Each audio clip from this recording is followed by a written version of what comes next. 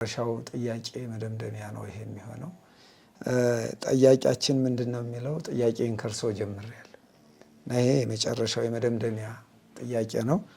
ጥያቄያችን ምንድነው የምትለው ከባለቤቴ ጋራ የተጋባ ነው በቤተክርስቲያን ስርዓት ነው በቁርባን ነው።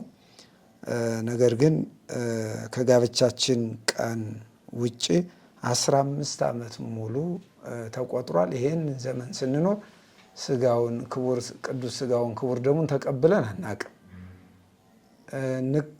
ቅዱስ ስጋውን ክቡር ደሙን እንድንቀበል ስጠይቀው ምክንያቶችን ያበዛብኛል። አሁን ምን ማድረግ ነው ያለብኝ? ብቻዬን መቁረብ እችላለሁ ወይንስ እሱን እስከምን ድረስ ልታገሰው የሚል ጥያቄ ነው ያነሳችው ልጃችን።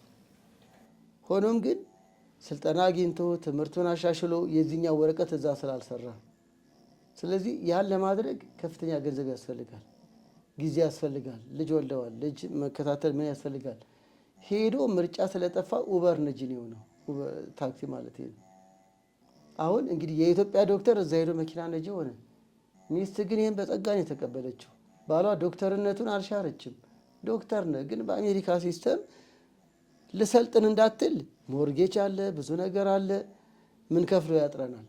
ስለዚህ የኔ ገንዘብ ያንተ ነው አለች። እሱም ራሱን ዝቅ አድርጎ መኪና እየሾፈረ ህይወት ቀጠለ። እርሷም ደግሞ አታስብ፣ እዚህ ያለው ገንዘብና ንብረት ያንተ ነው በሚል እንደዚህ የሚኖሩም አይቻለሁ። ዶክተሬቱ ለሹፌርነት የዳረገው ግን በጸጋ ተቀበለው ማለት ነው።